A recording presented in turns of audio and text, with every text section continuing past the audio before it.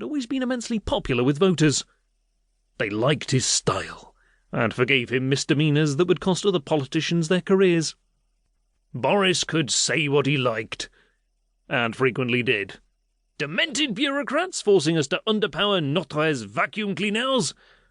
Why shouldn't we be allowed to crash our camions into ponts if we wanted to, rather than have them restricted to 4 metres in height? If the EU had its way, no one would be allowed to talk franglais ever again. And that was often pretty much the entire message. Were there any downsides to leaving the EU? Absolument non. The frogs and the krauts would still be gagging for all our clobber, and we could keep out any foreigners we didn't like.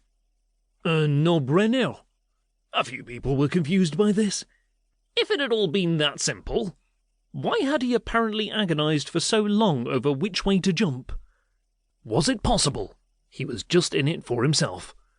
Was he just positioning himself to be the next Prime Minister, whatever the results of the referendum? Tete you win, Q's you lose.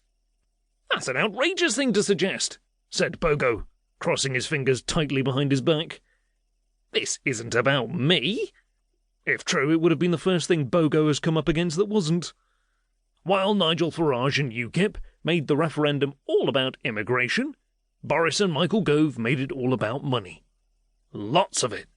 If we left the EU, we would have an extra £350 million to give to the NHS each week.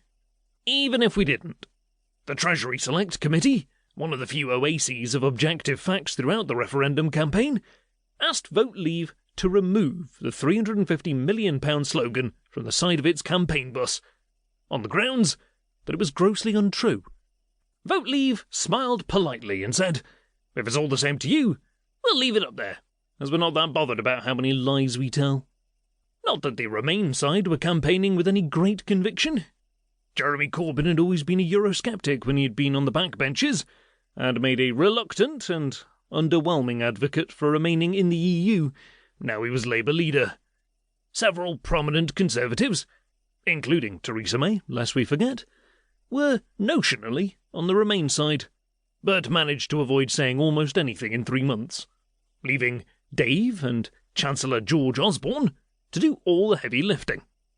Their tactic was not to sell the benefits of remaining in the EU, so much as terrifying everyone with the consequences of leaving.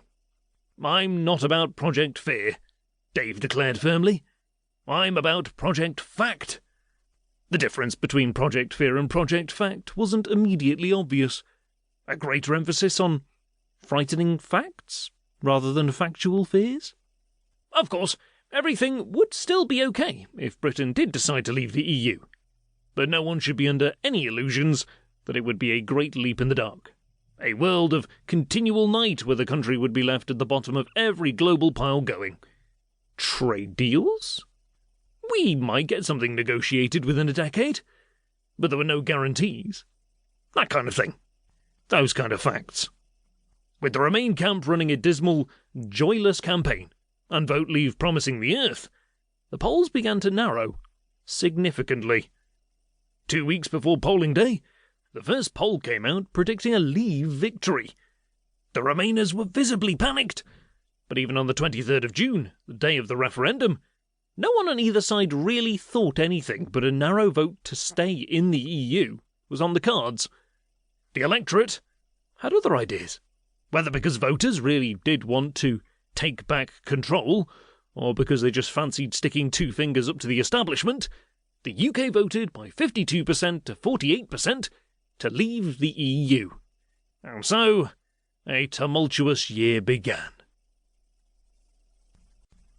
"Over to you," says puffy-eyed Cameron as the Brexit vultures circle. 24th of June, 2016.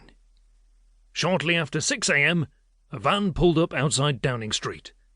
With still no sign of David Cameron, who had been expected to make a statement minutes earlier, the hordes of photographers gathered outside the Prime Minister's front door snapped the newspaper delivery man instead. Something to do. This was history, and no one wanted to miss a moment. There were still no signs of the Prime Minister, nearly an hour later, when someone opened the front door of number 10 to let Larry the Downing Street cat out for his morning stroll. The photographers